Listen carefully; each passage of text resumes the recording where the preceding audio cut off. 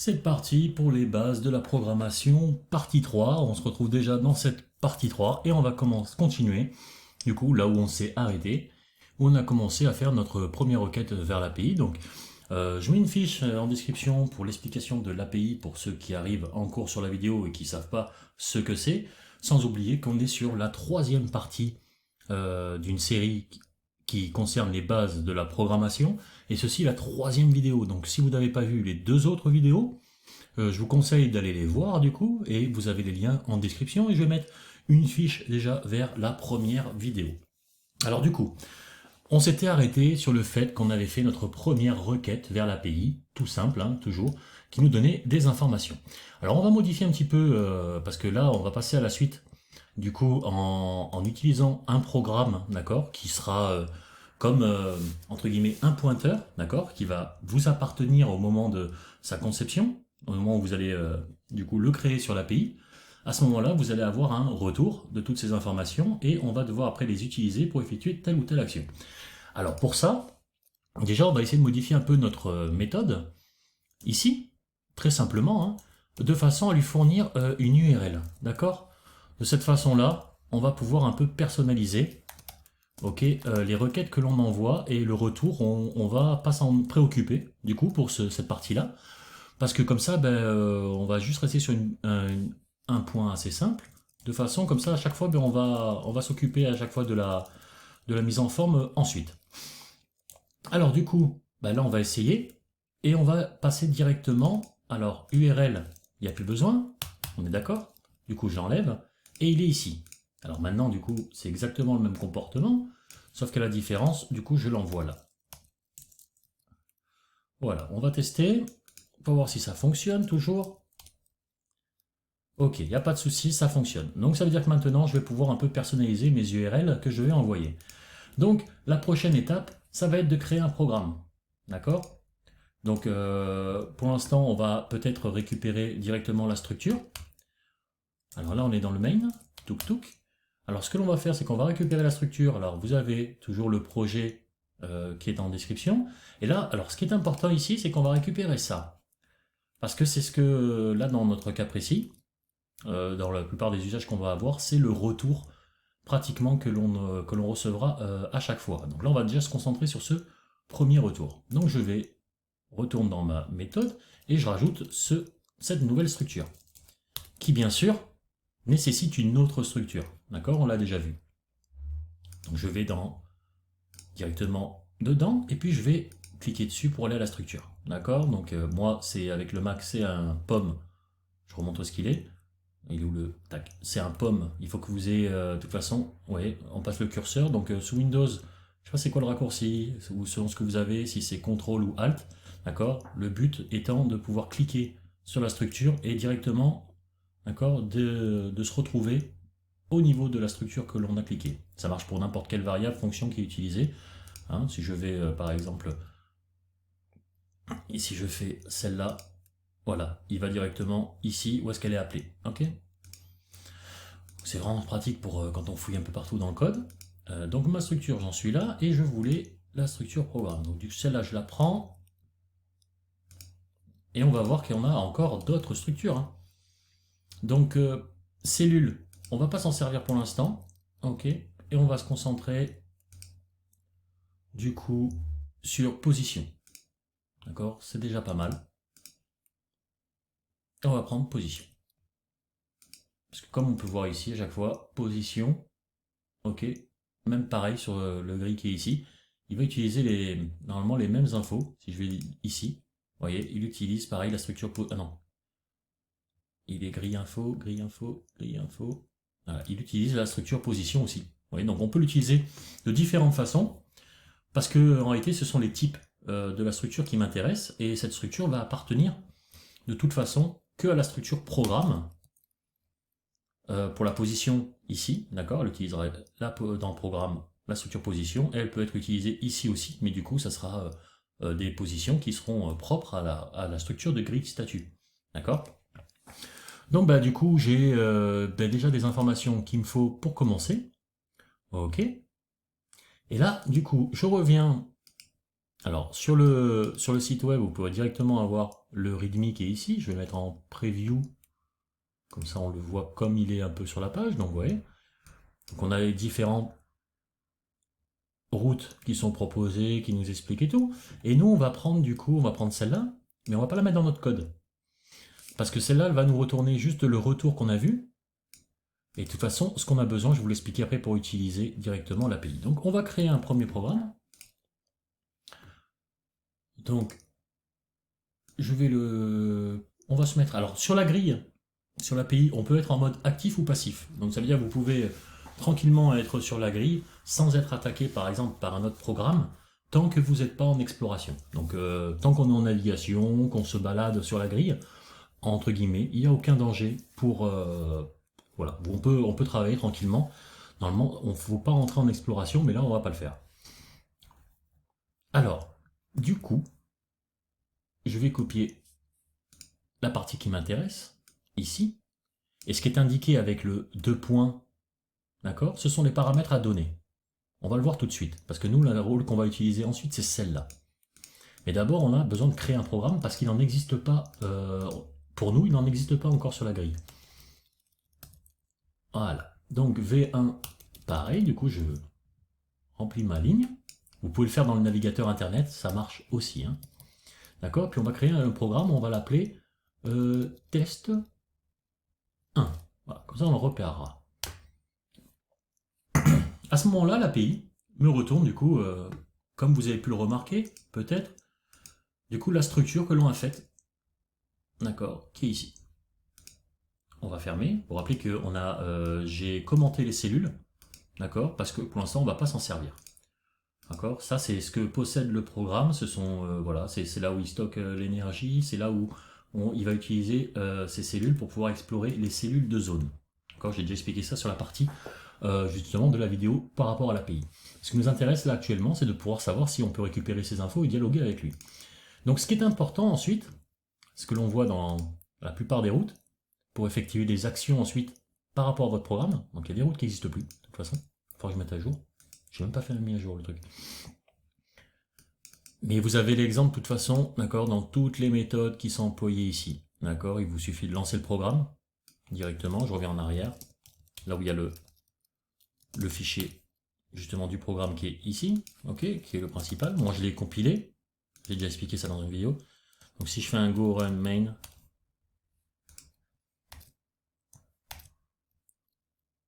voilà, on a à peu près toutes les options. Et si bien sûr je fais un go run main statut, on va se retrouver avec...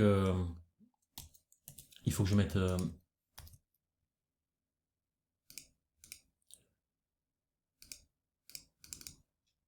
non. Voilà. Parce que en localhost, voilà, ce sont les tests de l'API quand moi je dev sur l'API en local. Donc là, on va appeler l'API qui est en ligne actuellement, et pour tout le monde, hein, je le répète, est gratuite hein, d'accès, hein, vous pouvez y aller quand vous voulez, c'est fait pour ça, de toute façon. Mais j'ai déjà fait une vidéo dessus, hein, de toute façon je le répète, mais c'est important, du coup j'ai vraiment fait une vidéo dessus, n'hésitez pas à aller la voir pour en savoir plus au niveau de l'API, mais de toute façon on va la voir au fur et à mesure de cette série. J'ai utilisé le bon. Du coup, on se retrouve un petit peu avec ce qu'on a fait un peu avant, mais sauf que vous voyez, ben là, je l'ai fait d'un autre affichage. Donc si je veux, je peux afficher que les cellules actives, que les zones actives, d'accord, comme on a fait un petit peu dans le programme d'avant. Donc vous voyez qu'on a quand même un affichage un peu différent qui nous permet quand même d'avoir quand même un meilleur visuel que tout à l'heure, ce qu'on a pu voir. Je vais voir, il est dans les tests.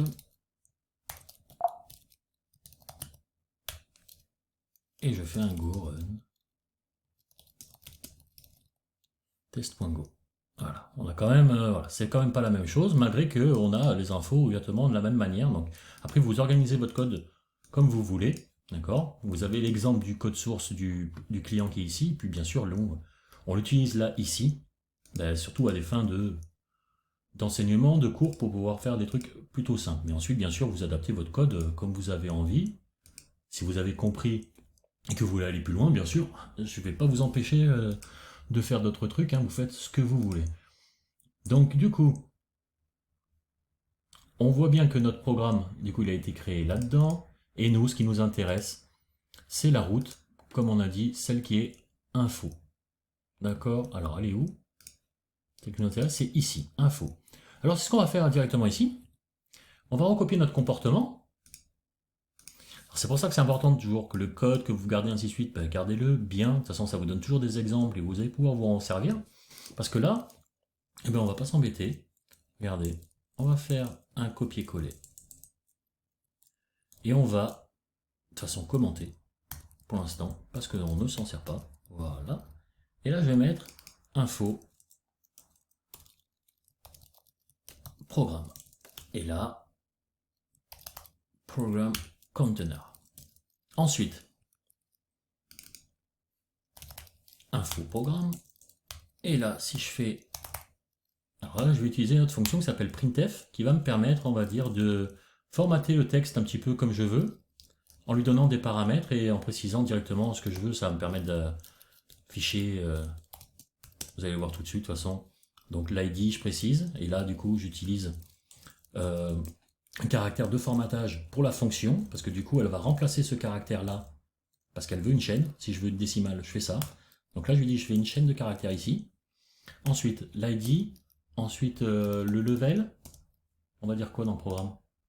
Et le nom. On va prendre le nom aussi. Comme ça, on va voir si ça. On a bien notre programme. Donc le nom aussi, c'est une string.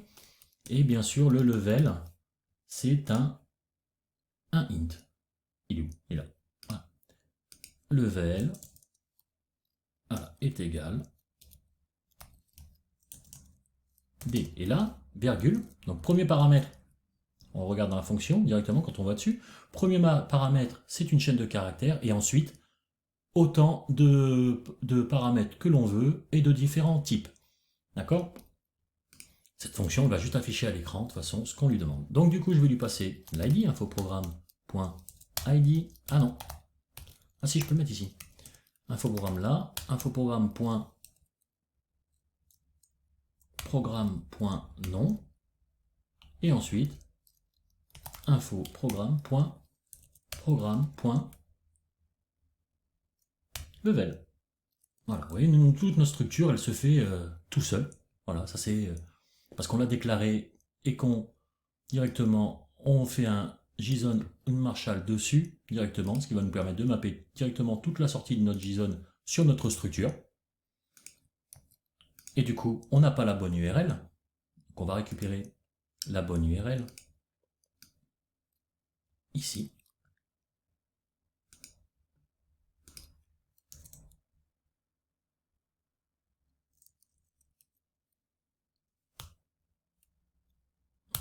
Voilà. Et ici, en fait, il faudra rajouter, bien sûr, les infos que l'on veut. Donc, du coup, celle-là, on va changer son nom. Call. On va l'appeler allez, push request. Des fois, je suis pas très inventif. Donc, push request. Et bien sûr, la méthode n'existe pas, la grille statut, donc il faut la remplacer. Voilà, là, c'est OK. Maintenant, bah, ça va toujours pas parce qu'on n'a pas, de toute façon, on n'a pas tout inscrit. Donc, je vais rajouter l'ID et le secret ID. Ce qui va me permettre justement de pouvoir donner des informations à notre programme. Donc l'ID, c'est quelque chose qui peut être partagé, c'est pas grave. Le secret ID, c'est quelque chose qui vous concerne. Alors là, c'est pas grave parce que c'est un programme de test, donc si je le montre, on s'en fout. Mais par contre, pour votre propre programme, cette clé, c'est la vôtre et elle ne doit pas être partagée. D'accord? Donc ça, c'est important. Donc maintenant, on a mis les deux trucs. Et là, ce qu'on va faire, c'est qu'on va utiliser une autre fonction.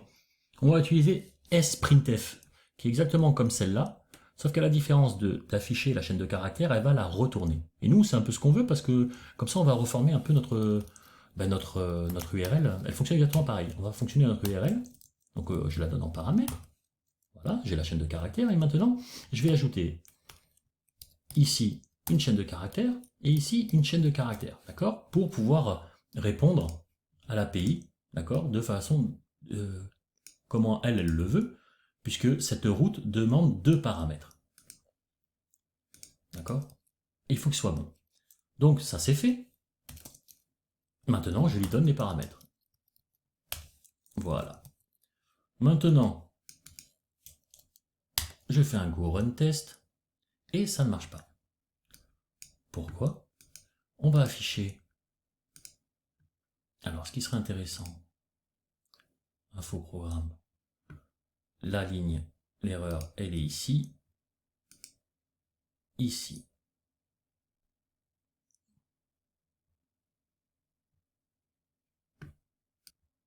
Oui, bien sûr, on peut attendre longtemps comme ça la requête, c'est sûr qu'elle va jamais y arriver, hein. Il manque un peu tout l'URL en fait, parce que j'ai mis juste la première route. Ouais. Donc ça ne peut pas marcher. Donc là, ça devrait aller un peu mieux quand même. On recommence. Donc bien sûr, il y a des vérifications d'erreurs qui auraient pu être faites directement, hein, mais du coup, là, je l'ai très mal fait. Et en plus de ça, le formatage, il est complètement nul. Je sais pas ce que j'ai fait là. Et on va rajouter un slash n, un bas slash n, pour retourner à la ligne. Voilà. Donc, alors ce qui est génial, c'est que l'ID, ça marche pas. On va comprendre pourquoi la structure ne retourne pas l'ID. D'accord. Donc pour ça, on va regarder un peu notre méthode. On va la faire directement dans la ligne de commande pour comprendre pourquoi du coup notre ID on l'a pas. Parce que normalement je devrais l'avoir quand même à la base. Alors si je fais ça,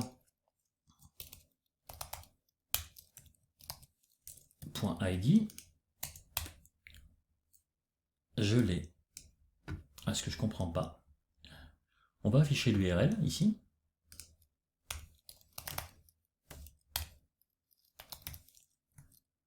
C'est bien des fois d'avoir un cas un peu bizarre qui ne fonctionne pas. Voilà, je vais cliquer dessus.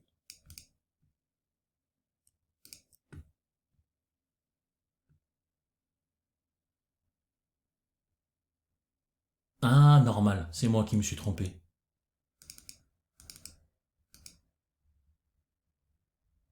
L'infoprogramme ne retourne pas ça.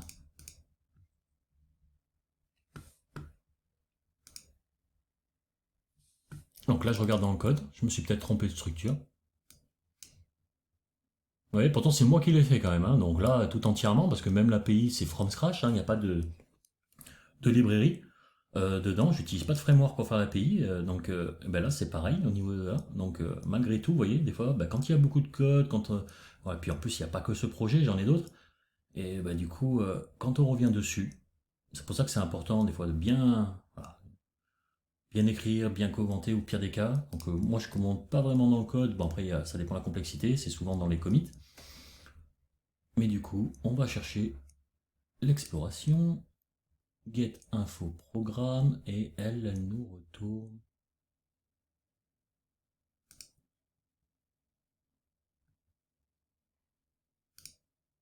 l'info programme.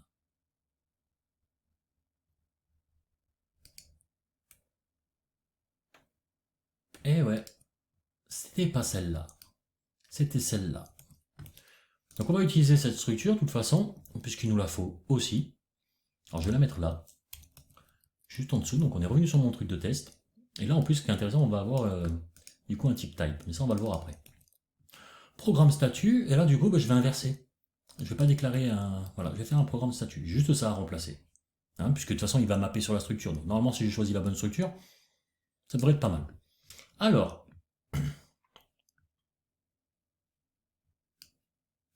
on allume notre programme.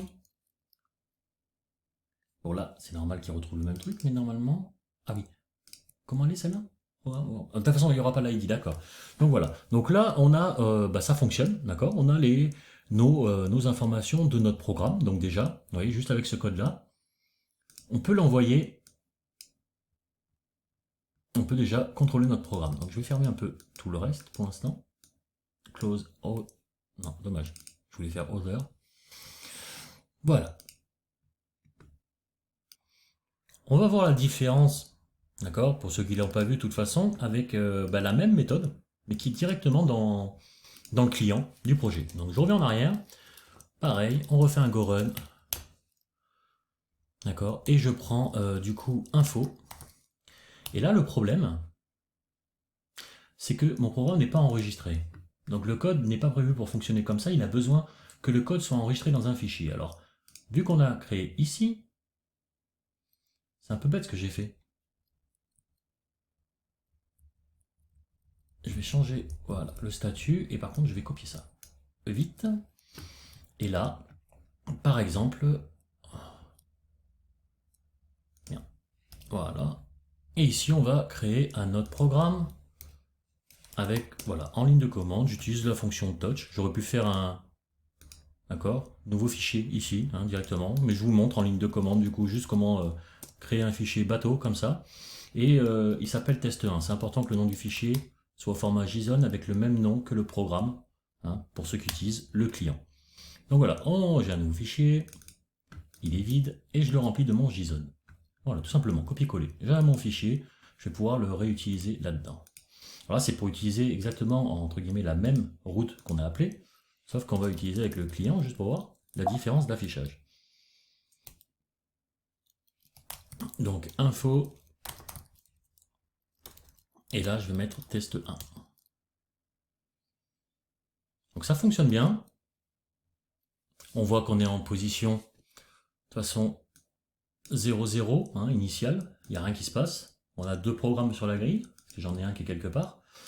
Et du coup, bah voilà, on a les mêmes infos qui sont arrivées, sauf qu'on a quand même le même, pas le même affichage. Donc pour vous montrer un peu quand même voilà, la différence de choses, voilà, comment vous pouvez afficher tout. Donc là, on a aussi les cellules, hein, par contre, celles qu'on a commentées. Là, ici, elles sont affichées. Donc elles ont un état et elles ont des valeurs. Elles contiennent de l'énergie, il y en a 4, de 0 à 3, hein, d'accord, ça commence à 0, de toute façon à compter. Elles ont un statut et pour savoir si elles sont en exploration. Alors là, actuellement, notre programme, d'accord, c'est comme un pointeur. Alors je vais afficher les positions, c'est surtout pour ça que je voulais afficher les positions. Voilà. Donc normalement, il y a encore 10 secteurs, d'accord, mais là j'ai affiché que le secteur 0. D'accord, j'ai changé un peu la mise en page, j'ai pas besoin d'afficher tous les secteurs. Si je veux les informations de la grille, je fais statut et avec le tiret A, j'ai que les zones actives. D'accord, donc on voit qu'il y a un programme qui est là-bas parce que c'est actif.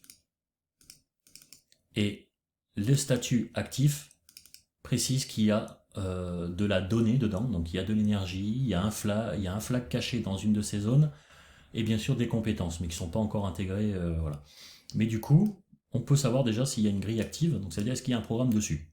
1 ou 2, 3, 4, voilà, ça précise juste si un programme est sur la zone. Donc actuellement, de toute façon, il n'y en a qu'un, parce que nous, on est juste chargé sur la grille, mais que au niveau de l'API. C'est-à-dire que là, actuellement, l'API n'a pas placé notre programme directement dans une zone parce qu'on ne lui a pas demandé. Pour l'instant, on n'a pas bougé. Donc, ça va être notre prochaine commande. Avec l'option Move, qui est là, navigation Move, Move, Move, normalement j'ai dû le modifier peut-être en haut,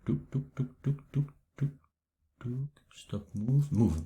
Donc il veut un secteur, une zone, et du coup, quelle route il utilise? Donc pareil, je clique, je remonte, donc voyez, ça utilise le même truc, ça fait une instance. Et ça utilise route move programme en précisant l'ID, secret ID, secteur ID et zone ID. Donc je vais prendre la route qui est ici. C'est exactement la même. Puis on va prendre une route. On va prendre la plus près, 04. Ok. Alors, si je me mets directement, je vais faire un move ici.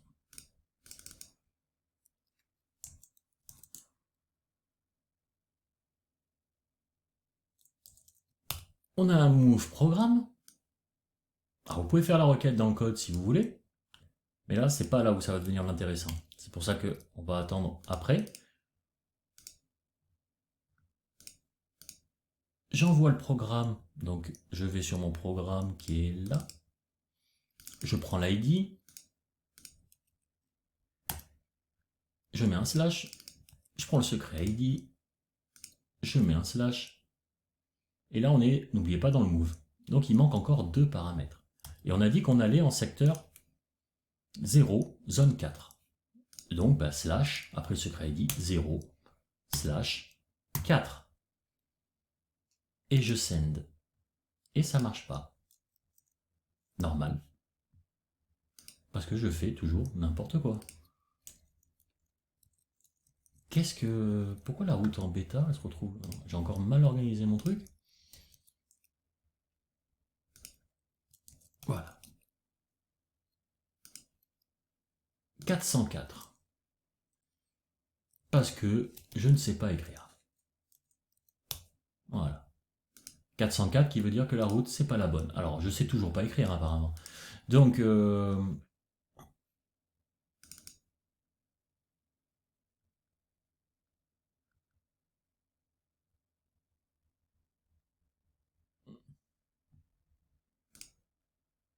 V1 programme move.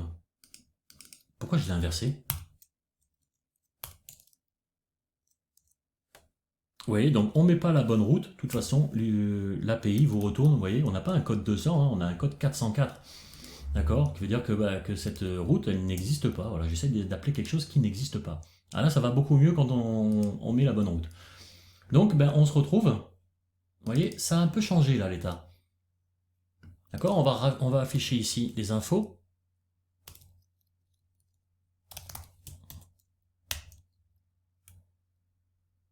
Et notre programme se retrouve en navigation. Donc il va falloir 33 minutes pour qu'il arrive.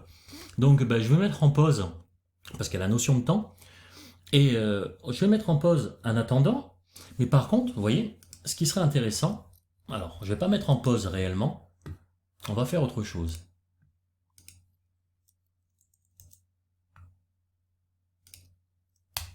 On va boucler indéfiniment.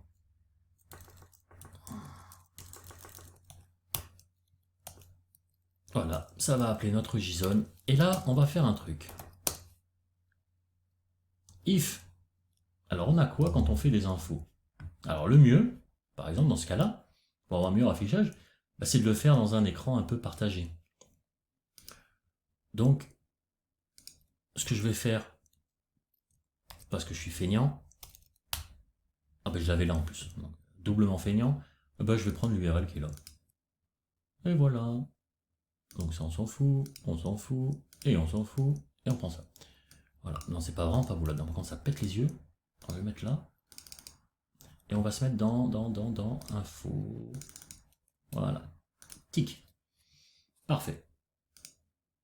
Alors, nous voilà donc avec notre programme, et vous voyez, ce qui nous intéresse, c'est que là, actuellement, au début, on n'était pas en navigation.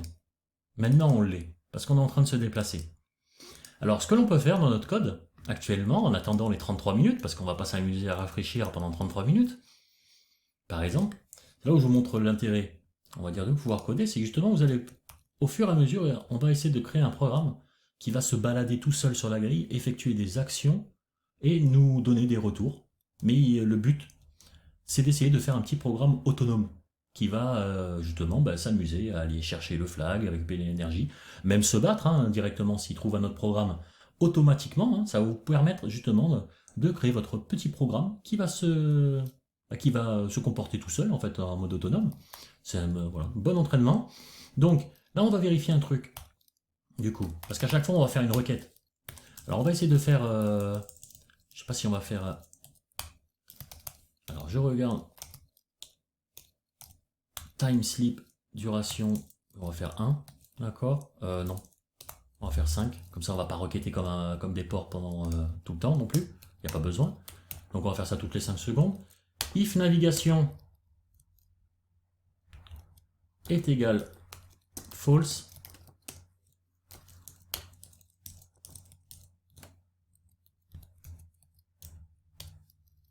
et là je vais faire un print ln tout simplement. Et je vais mettre programme arrivé. Et là, on va même pas faire ça. On va faire printf programme arrivé en secteur.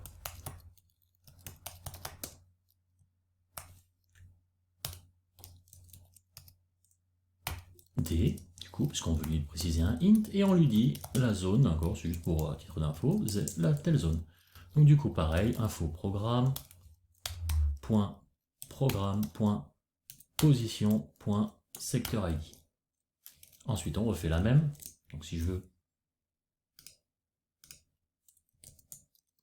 Si on veut afficher ça pour pas que ce soit au final un peu plus lisible. Alors tout dépend comment, voilà. Il y a des certaines, comment on peut appeler ça, c'est un peu la mise en forme. Du coup, il y a des trucs qui sont acceptés, des trucs qui ne le sont pas, d'accord? De toute façon, il va vous le dire tout de suite si ça marche pas. Voilà. Donc là, c'est bon. Et là, vous voyez, là, il veut la virgule, la façon dont je l'ai fait. Là, maintenant, ça va. On va faire la même chose ici. C'est juste pour que ça soit lisible sans scroller à droite à gauche, d'accord? Du coup, parce que le code, des fois, il peut être long au niveau de la ligne. Du coup, bah, il me dira programme arrivé, secteur, tac, tac, tac, info programme, et il m'affichera le nom, le programme et tout. Voilà. Que si on n'est plus en navigation. Donc là, je lance mon code.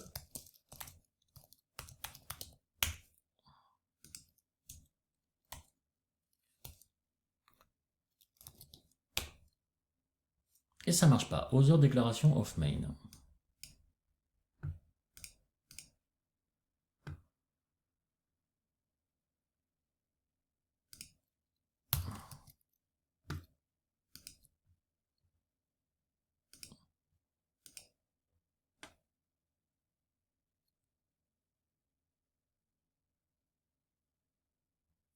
Ça, c'est quoi?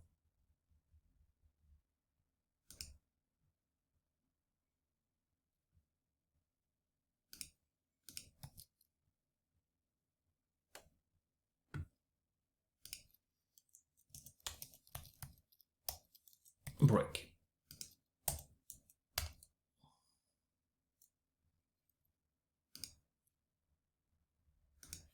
Alors là, il faudra m'expliquer. Pourtant, je suis pas au même endroit. Ligne 65.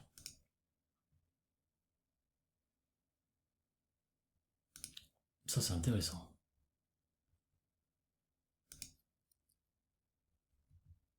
En fait, c'est moi qui fais n'importe quoi. Ah ouais, d'accord, non, je fais vraiment n'importe quoi. Il doit être fatigué, en fait. Donc quand j'envoie ça, bah, il fait les requêtes. Voilà, il va les faire à chaque fois. On va le laisser tourner comme ça. Puis on verra bien un peu la fin quand on va arriver. Donc je vais allumer là. Je vais faire un go run main info de test. Ok, il arrive dans 25 minutes. Donc bah, on verra si notre programme à la fin, eh ben, il va bien comprendre qu'il s'est arrêté et qu'il est arrivé en zone. Donc là, bah, du coup, je vais mettre en pause et puis on se revoit dans 25 minutes. Du coup, j'ai modifié le code en attendant, parce que le truc il va arriver quand même dans à peu près encore une vingtaine de minutes, un peu moins. Du coup, j'ai juste modifié le code, parce que j'avais oublié ça. D'accord? Ça évitera de faire des requêtes un peu trop violentes. Donc du coup, je le referme. Et on relance.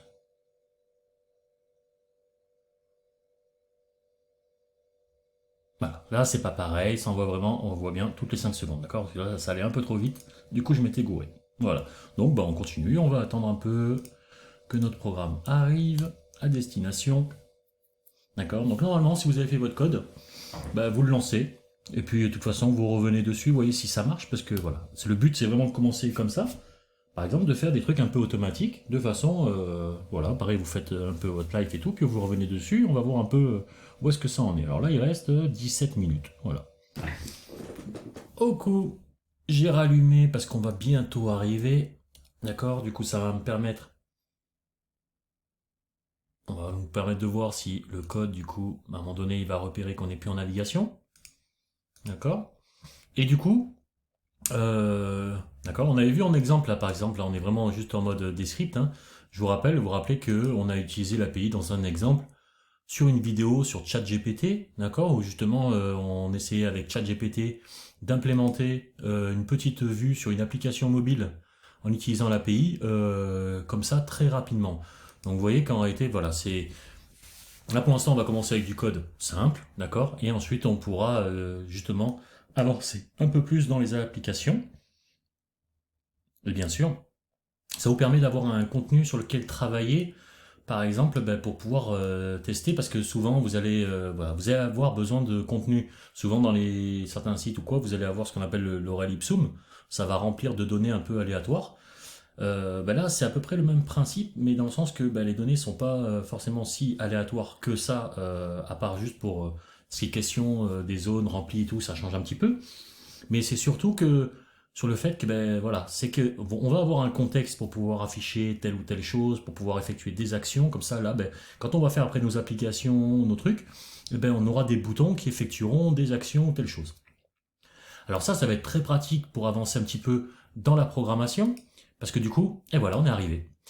Voilà, donc ben, on voit que notre code a marché, hein, parce que du coup, au moment où on est arrivé, donc hop, 0, zone, et puis là j'ai dû me gourer. Ben oui, j'ai pas donné, c'est dommage. Alors ce que je peux faire, de toute façon, parce que je pense qu'il va le refaire automatiquement au moment où il va tourner, de toute façon, parce que si je le relance normalement, il devrait me dire que je suis arrivé. Alors là, le truc qu'il y a, c'est que pourquoi j'ai voulu le montrer dans une boucle. Donc voilà, donc ça s'affiche bien. Bon, je l'ai très tout collé, donc c'est vachement moche, mais bon. Programme arrivé en secteur 0, 4. D'accord, donc on vérifie de l'autre côté. Et nous sommes bien arrivés normalement en zone 4. Donc on le voit ici. Voilà. Je suis en 0, 4. Je ne suis plus en navigation. Voilà. Je n'ai pas de destination en cours et toutes mes cellules sont OK. Ça, c'est pas très grave. Si j'en fiche le statut,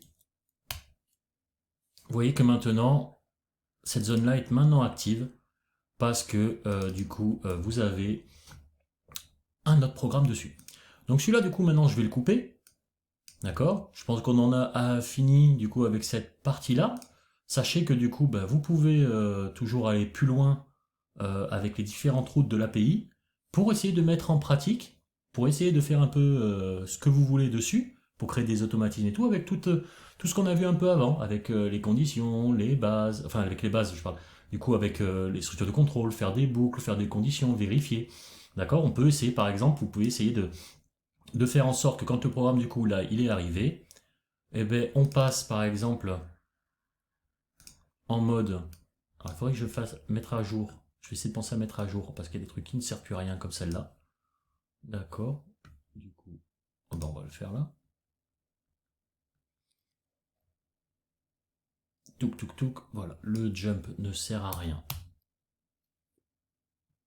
Ok. Du coup,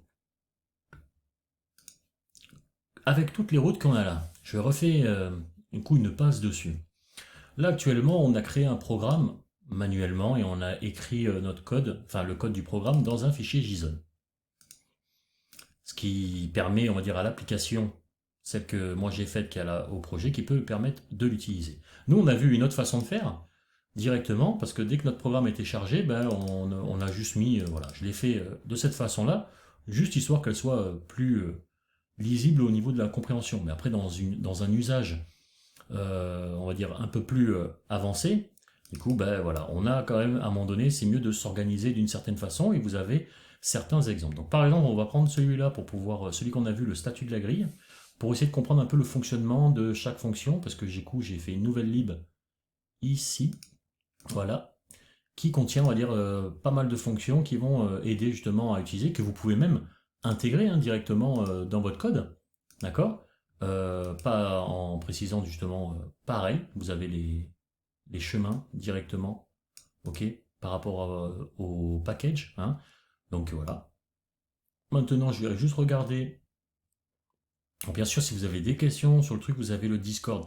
Bien sûr, si par exemple, à un moment donné, vous allez encore aller plus loin avec du coup, parce que du coup, si cette partie-là vous a plu, que vous êtes à l'aise avec et que vous voulez aller un peu plus loin, j'ai sur mon site, du coup, je vais mettre le lien en description. Vous avez, bon, on va la voir. Ici, du coup, une formation où, par exemple, là, c'est du coup avec le même langage, mais on va aller un peu plus loin au niveau d'exercice et tout. Donc voilà, donc si cette partie-là vous a plu, un petit peu les dernières vidéos au niveau de ce langage, ou même de toute façon de la programmation, hein, comme j'ai dit, de toute façon c'est les bonnes bases, là vous pourrez aller encore un peu plus loin, du coup, dans cette formation sur mon blog directement, où on va voir plusieurs, voilà, on va utiliser les fichiers, on va voir plusieurs exercices, et on va créer des API, d'accord, et il y a pas mal de choses, et bien sûr c'est un contenu qui évolue, qui directement, là, comme celle que je viens de montrer, vous pouvez aller beaucoup plus loin. Donc vous avez des quiz, vous avez des exercices, et bien sûr, je peux vous suivre dans la formation. Vous avez le Discord directement euh, qui est fourni, je l'ai déjà passé, et vous pouvez directement faire ce que vous voulez. Vous me posez des questions au moment où vous êtes sur la formation, c'est pas un souci. Et bien sûr, si on rajoute du contenu. Donc du coup, là, j'en ai fini sur cette partie-là. On va rester sur ces trois parties, je pense, pour les bases. Puis après, on verra par la suite pour du coup les autres projets qu'on va continuer à faire avec l'API.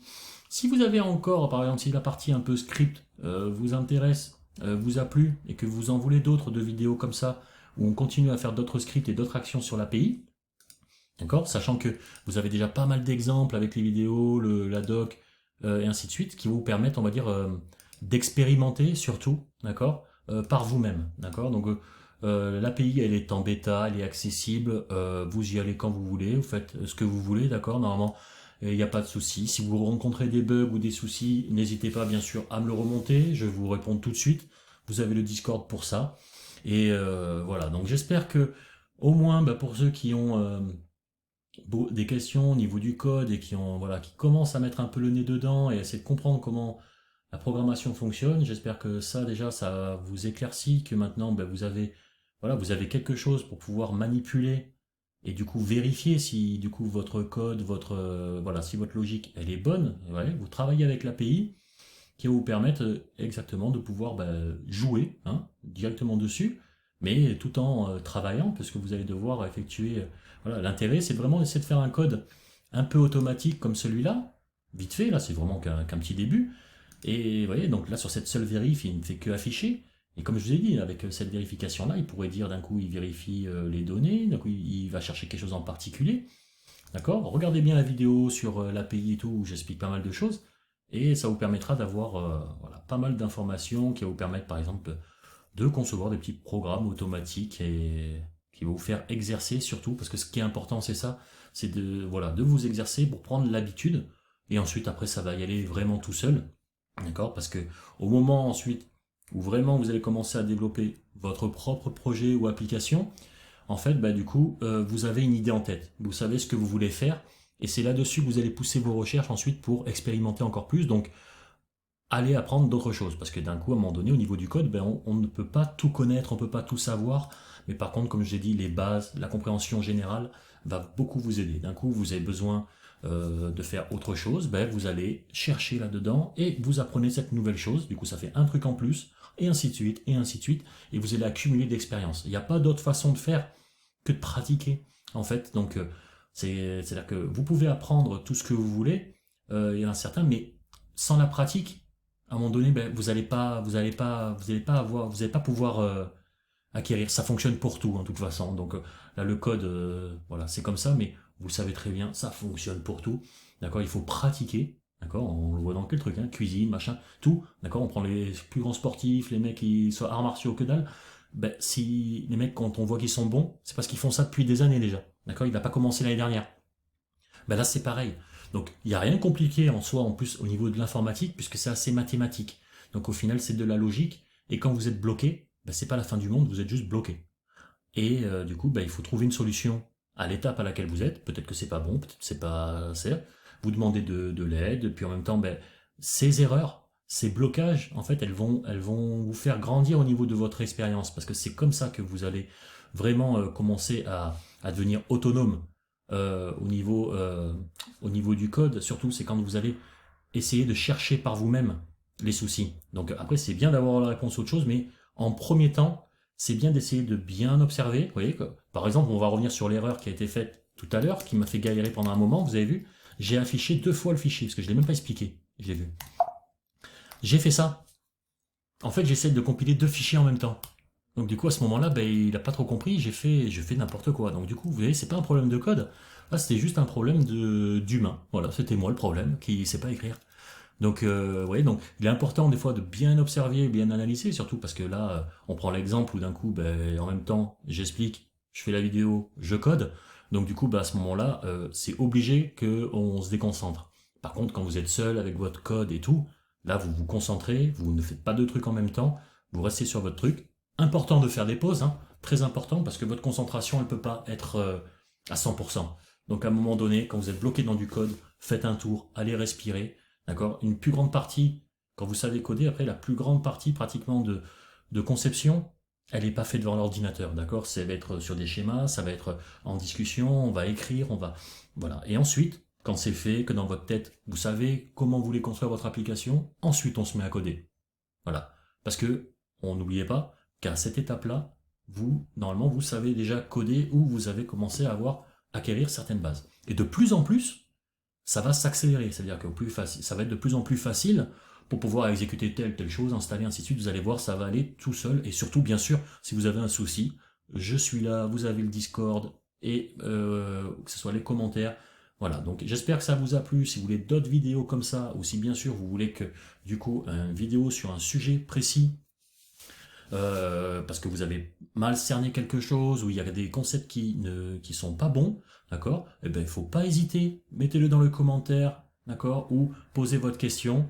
Je vous fais une vidéo, au pire, assez rapidement, que je peux ajouter ou à la formation ou à YouTube, ça c'est pas un problème, on verra, d'accord? Donc si vous n'êtes pas inscrit à la formation gratuite, inscrivez-vous, ça vous permettra de recevoir déjà les nouvelles informations au niveau du blog et de ce qui peut sortir au niveau des articles ou par exemple des nouvelles formations.